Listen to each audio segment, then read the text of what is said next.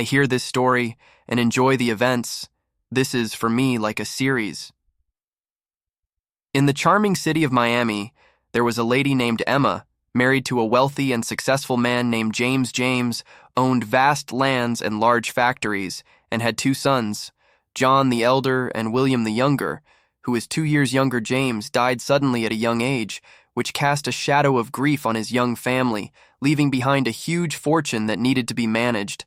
So Mark's lawyer friend took responsibility for managing the property under the supervision of Emma. Emma trusted Mark greatly, especially that he was loyal to James and honest in his work. As John and William grew older and became in their early 20s, Emma decided to discuss with them the topic of their father's legacy, asking them if they would prefer to divide the wealth or would they prefer to stay. In partnership, they learned factory and land management under the supervision of Mark. William married a beautiful woman named Eva, but fate was hard on William. Eva died in a car accident while going to work, forcing him to hand over Maya's care to her grandmother, Emma. One cold night, while Emma was sleeping upstairs and Maya was sleeping next to her, William sneaked into the room before his mother and daughter and quietly left. Maya felt his absence and went to find him sitting in front of the coal burner crying.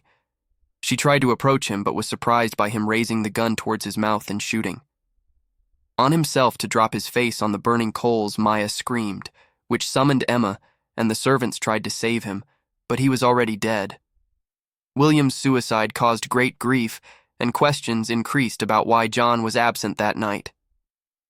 If you enjoyed the content and found it useful, I am happy to support you by pressing the like button and subscribing to the channel. Thank you for your support and trust. After William was buried, Emma discovered that John had flown to Australia the day before the incident. Mark revealed to Emma that John had stolen William's property worth an estimated $10 million and fled with it. Emma was devastated, but decided to run the factory to pay off the accumulated debts and save the family. Maya grew up under the care of her grandmother, but she had deep psychological wounds.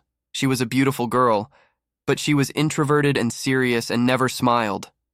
She wore gloves permanently, whether in summer or winter, and everyone was wondering why. But no one dared to ask her. Mark's son Joseph, who worked at the factory, appeared and fell in love with Maya, despite her hardness.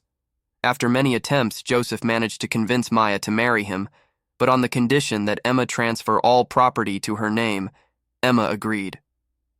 On the condition, despite her surprise, John returned to Miami asking Emma for forgiveness and help pay off his $3 million debt, but she told him that all the property was in Maya's name.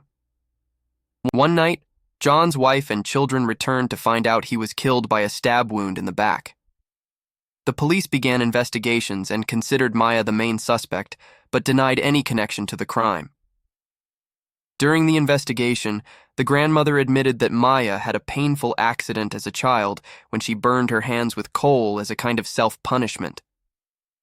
Due to her guilt over her father's suicide, the investigation ended after it was revealed that John's stepson. He is the real killer. He killed him in revenge for his inability to pay off debts.